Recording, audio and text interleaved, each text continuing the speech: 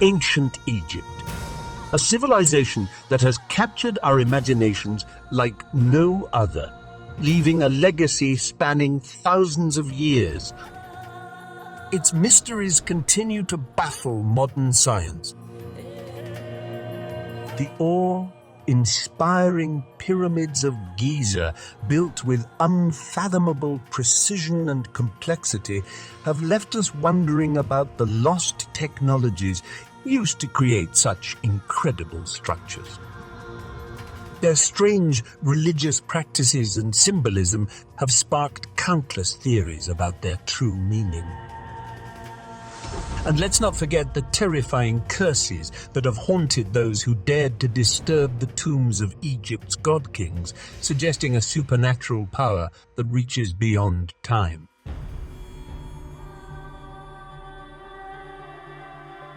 But what if we told you that everything you know about ancient Egypt is completely wrong?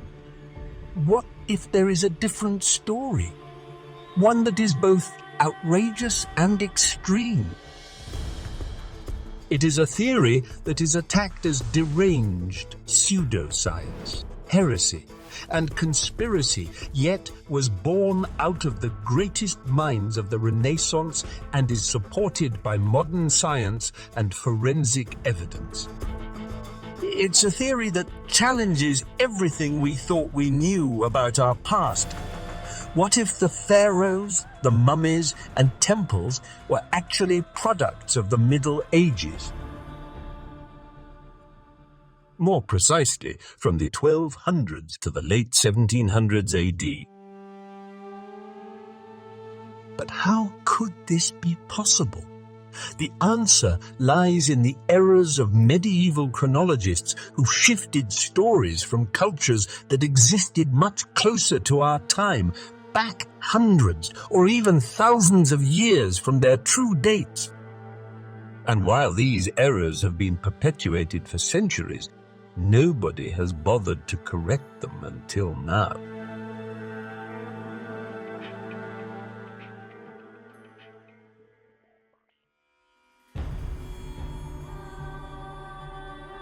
The story of Egypt is complex. While we propose that pharaonic Egypt existed much closer to our time, could it be that civilization in the Nile Valley may actually be one of the most ancient in the world? Renowned author Graham Hancock believes that the roots of Egypt lie in an Atlantean civilization that thrived during the last ice age, which ended around 12,000 years ago. According to Hancock, this civilization was primarily located on the coast, and much of the evidence for their existence lies at the bottom of coastal seas that were 400 feet lower than they are today. This visualization of a 200-foot sea rise caused by the full melting of the ice caps shows just how much of today's world would be lost. Could it be that a rapid melting of the ice caps destroyed a prospering global civilization, leaving Egypt as one of its last vestiges? The Sphinx, one of Egypt's most iconic monuments, may hold the key to unlocking this ancient mystery. While Hancock believes that most of the construction and carving of the head occurred within the accepted timeline, geologist Robert Schott discovered that the back of the Sphinx, along with its enclosure, show indisputable signs of water erosion that could only occur from high amounts of rainfall. Rainfall that hasn't hit the Giza Plateau in 9,000 years, according to the accepted geological history of the area. Evidence put forward by researchers like Hancock suggests a very old and mysterious civilization in the Nile Valley.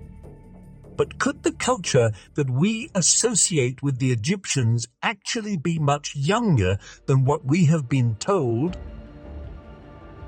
For centuries, scholars and experts have been raising the alarm that something is seriously wrong with our historical timeline. Even Isaac Newton himself, wrote a book, Chronology of Ancient Kingdoms Amended, which drastically revised the histories of Greece, Rome, and Egypt from the popularly accepted timeline. Despite his groundbreaking work, Newton's calculations were quickly dismissed by critics as pseudoscience and a foray into the occult.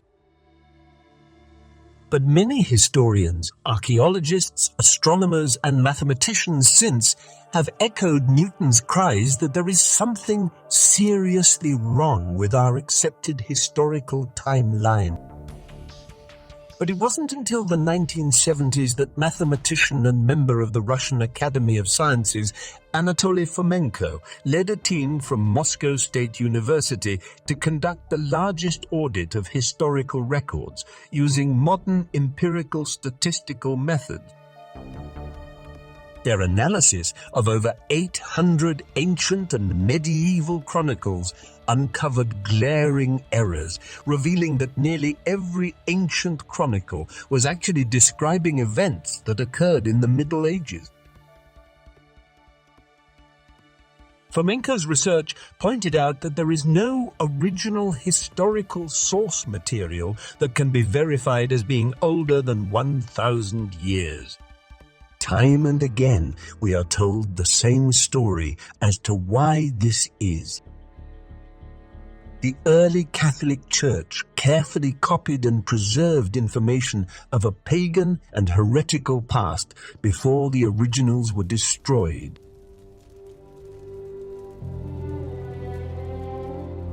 To summarize these stories of our past, the chronicles of Julius Caesar, Herodotus, the philosophies of Plato, Socrates, Aristotle, and many others are based on copies of copies, with no original source material being written close to the time they are said to have been describing. The implications of this are staggering and suggest that it's time to rethink everything we thought we knew about history. The source behind this massive historical blunder, the introduction of the Gregorian calendar in the late 1500s, which ushered in a new and approved version of chronology, largely crafted by a French Jesuit monk named Joseph J. Scaliger. His seminal work, De Emendation Temporum, or Study on the Improvement of Time, was the very first introduction of our modern BCE, AD 6,000-year version of history, placing ancient Egypt, Rome, and Greece in its currently accepted chronology. This revisionism came at a time when a largely illiterate and ignorant populace was unequipped with the knowledge to challenge the newly codified history of the powerful Catholic Church, with nearly all academic output since erroneously placing all historical events within Scaliger's artificially elongated timeline. According to Fomenko's new chronology, the history of ancient Egypt is actually a compilation of phantom duplicates of Egypt's medieval history and elements of the medieval Byzantine Empire. So, how can we prove that Egyptian culture is much younger than what we have been told? Well, for one, the Egyptians flat out tell us in the most scientific and accurate means available to them, the Zodiacs. The clock-like precision of the planets and stars can help us precisely date and contextualize important events in history. Such a method of dating is accepted science in modern astronomical theory. The beautifully preserved horoscopes adorning the walls of tombs and temples, depicting anthropomorphized planets as they transit their respective house of the zodiac, have given us a glimpse into the exact dates of important events, such as a ruler's birth or death. What is interesting is that the zodiacs of medieval Europe have a striking resemblance to their ancient Egyptian counterparts. Even the constellations share the same symbolic representation. By deciphering the symbolism, we can use astronomy and math to accurately date these artifacts. And what we find is mind-blowing. The Egyptian Zodiacs date from the 1100s all the way to the 1800s. The famous round zodiac from the Temple of Dendera depicts the heavens on March 20th, 1185 AD, while another zodiac from Dendera, the long zodiac, dates back to April 1168 AD. The colored zodiac of Thebes, found in the Valley of the Kings, is dated to September 1182, and 3 Theban zodiacs reveal dates from November 1861 to February 1853. That's a huge problem for the standard narrative of ancient Egyptian history. But if all this was created in medieval times, who exactly were the medieval Egyptians responsible for this exquisite culture? The truth is that the so-called dynastic Egyptians were actually the Mamluk Dynasty, a little-known regional power that ruled Egypt and Syria in the 1200s as a secretive military caste of Coptic Christian. Much like the samurai of Japan, they rarely mixed with the common populace. The Mamluks were spectacular builders and were largely responsible for the urbanization of Cairo, making it one of the largest cities in the medieval world. They are also credited with reviving ancient Egyptian customs and reconquering the territory of the old empire. Their reign was interrupted by invading Ottomans in the mid-1500s, which caused much of the destruction that we see today. But the Mamluks would reclaim their power and retain their traditional customs until being conquered by Napoleon's army in the late 1700s. In 1811, the remnants of the Mamluk royal dynasty were executed by the new ruler of Egypt, Muhammad Ali Pasha. So, could it be that the Mamluks were actually the original empire we thought was dynastic Egypt all along? The most likely phantom duplicate in the official history of New Kingdom Egypt to have been describing the Mamluk is the Hyksos dynasty of roughly 2,500 years ago. Its official history, a mere rehash of the medieval Mamluk dynasty. Like the Mamluks, the Hyksos were also foreign invaders from the north. It was this ancient dynasty which is given credit for popularizing horses in Egypt. However, this is likely an echo from the Mamluk dynasty. The Mamluks were expert horsemen and were able to conquer Egypt in the 1200s with their large cavalry, an advantage that their opponents lacked. The Ottoman conquest in the 1500s was again echoed in the fabricated version of history as the conquest of Thutmose III in the alleged 1490 BC. In fact, it is not difficult to see the numerous symbols of the Byzantine and Ottoman among the decorated wall and artifacts of the ancient Egyptians. But that isn't all. Aside from magical pigments that barely fade over millennia, the numerous wood statues and sarcophagi are very mysterious, since we've been told that most wood objects from ancient civilizations are very rare due to its decay over a period of a few hundred years. Many archaeologists are surprised to find wood artifacts that are even less than 1,000 years old. Even in the dry climate of Egypt, the preservation of wood artifacts is spectacular, such as the famous boat of Pharaoh Khufu. Although some of the well-preserved artifacts can be better explained as hoaxes, such as the famous bust of Queen Nefertiti, currently on display at the National Museum of Berlin. Several statues and sarcophagi show shoddy hieroglyphic writing that doesn't even come close to matching the level of craft of the original artifact, and likely added later.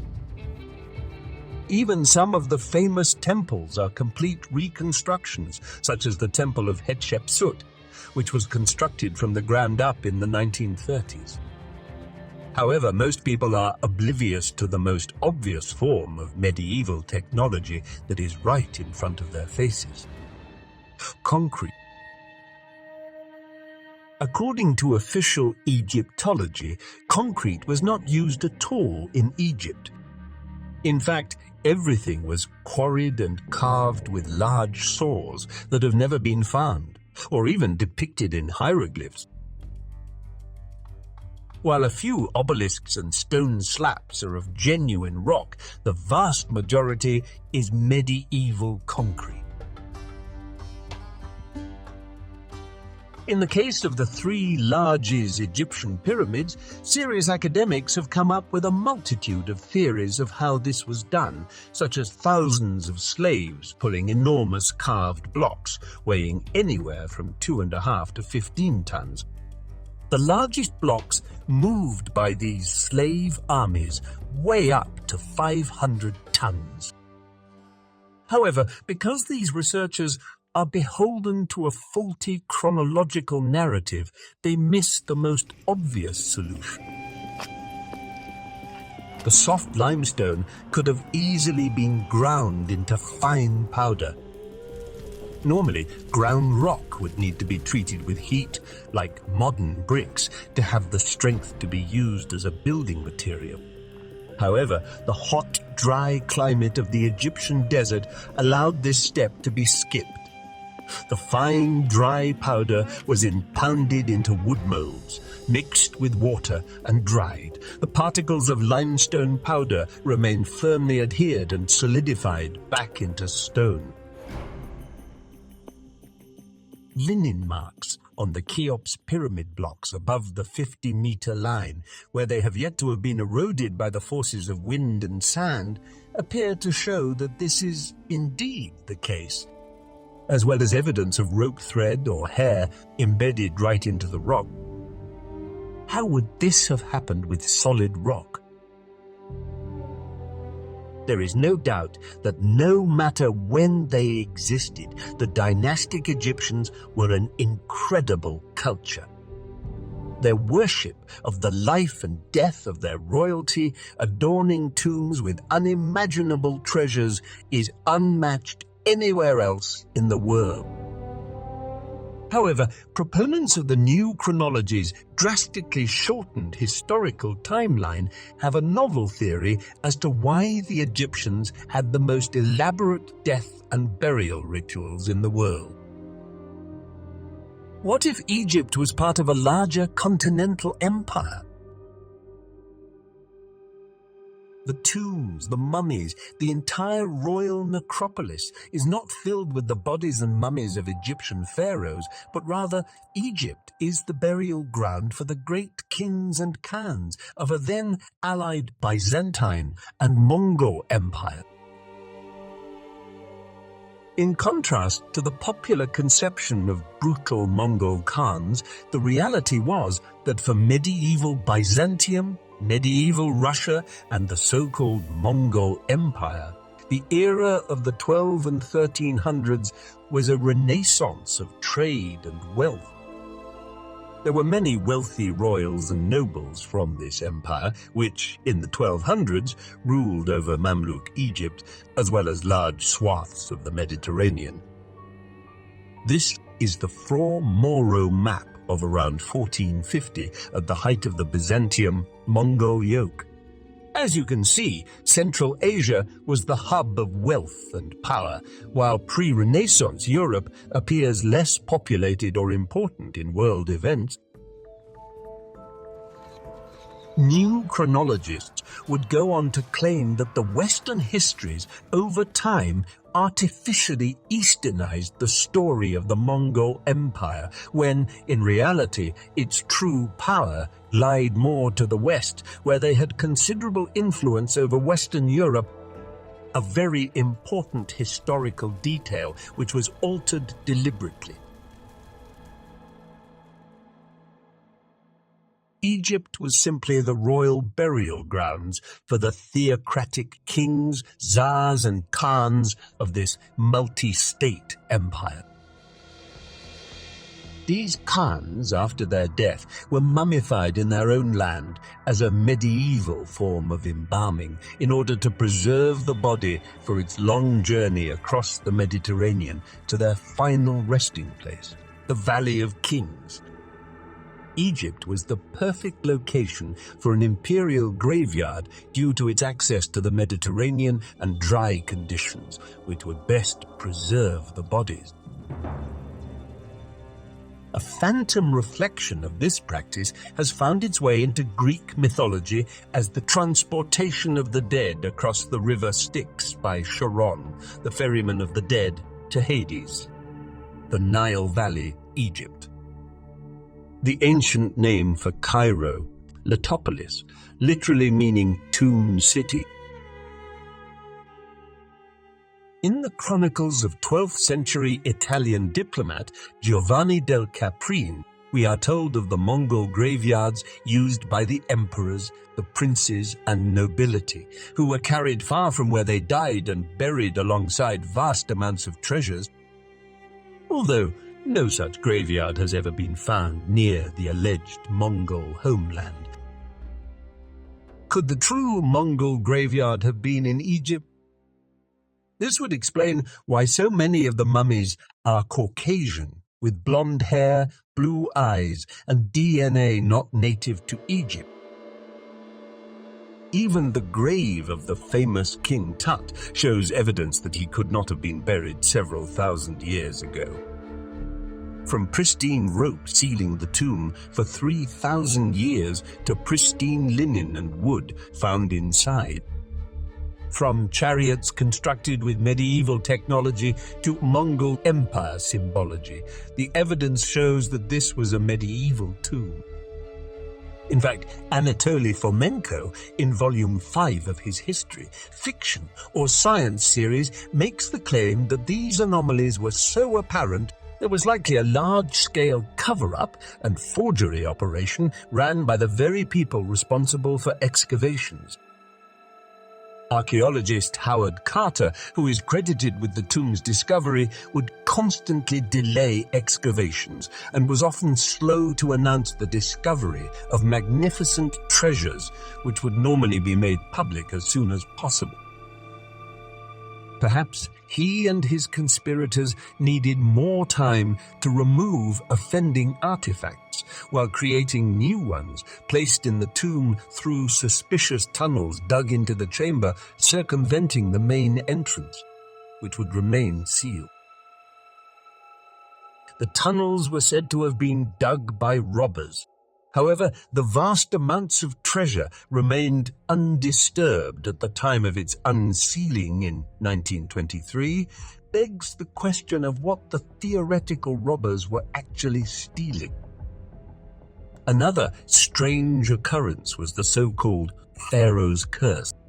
Within 10 years of the unsealing of Tut's tomb, there were 21 individuals who had died untimely from a multitude of suspicious and unnatural causes. While rumors of a curse were widely popularized, could a careful removal of those who were aware of the tomb's true contents have occurred? But why would a group of largely Christian medieval kings of the Byzantine and Mongol Empire choose this bizarre, seemingly pagan Egyptian style of burial over a traditional Christian one? Well, would it surprise you that the medieval Egyptians were also good medieval Christians? The strange Egyptian gods were merely representations of early Christian saints. the nativity, the crucifixion and resurrection, all happening before the dawn of late Kingdom Egypt. The hieroglyphs on temple walls tell us exactly this story. Christ's surrogate in modern Egyptology being the god Osiris. Like Jesus, Osiris was seen as a monarch of limitless kindness and wisdom. He was honored for uniting all the nomadic tribes and was then betrayed, murdered, and rose from the dead after being buried for 3 days. More evidence that the ancient Egyptians were Christians comes in the form of the familiar Ankh. The Ankh can be hard to miss among the many hieroglyphs. Egyptology assures us that the Ankh is the symbol for the word life. But, as you can see, the medieval cross used by the Coptic Christians looks nearly identical. However, there are crosses in many of the known Christian styles chiseled onto the walls and statuary of Egypt. Even the famous Sphinx may be a symbol of medieval Christianity practiced by the Mamluk Egyptians. The official history of Egypt tells us that much of the Sphinx's reconstruction was done by the Hijaz Dynasty. Could they have been converting an older monument into a well-known symbol of medieval Christianity, the cherubim? The cherubim is an animal-like figure that contains the elements of ox, eagle, lion, and human, symbolizing the 4 evangelists. Matthew is a human angel, Mark a lion, Luke an ox, and John an eagle. But perhaps the most damning evidence that Egyptians were worshippers of the biblical Christ comes from the actual translation of the hieroglyphs. We are told that French Egyptologist Champollion was the first to decipher them in the early 1800s, revealing the ancient texts to the world for the very first time. Before Champollion, it was assumed that previous translations, such as the work done by Greek author Hieropolon in the alleged 6th century, had to be erroneous. Why?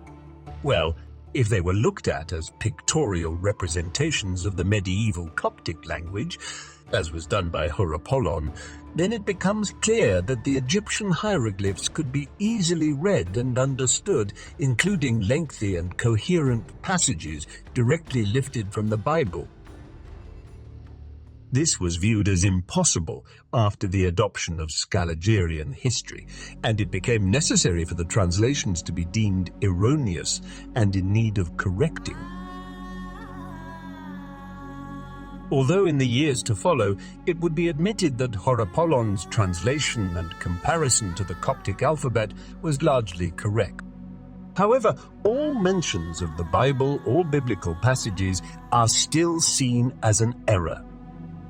According to New Chronology's reconstructed timeline, the Coptic language was supplanted in the 1600s by Arabic as Islam became the dominant religion in the area. The Ottoman conquest in the 1500s destroyed much of the then considered heretical Christian Egyptian culture. However, many aspects were restored after the control was regained by the Mamluks in 1585, where it remained until the invasion of Napoleon's army in 1798. The conquering military would continue to sanitize the area to better fit a new way the rulers of the emerging West preferred to view the world. The destruction of monuments was deliberate and focused. The true face of the Sphinx being disfigured by Napoleon's cannons, the faces of statues and artwork were also desecrated, with blame for the destruction pushed back to ancient times. After defeat, the Mamluks would be slaughtered in mass, leaving the true history of Egypt buried beneath a web of propaganda and myths woven by those in power. Many will dismiss this view of Egypt based on how radical it is. However, the closer it is examined with a discerning eye, freed of the dogmatic fictions presented as reality, the more obvious it all becomes. Thank you for watching. Check out historyhacked.com for more on the greatest conspiracy of all time.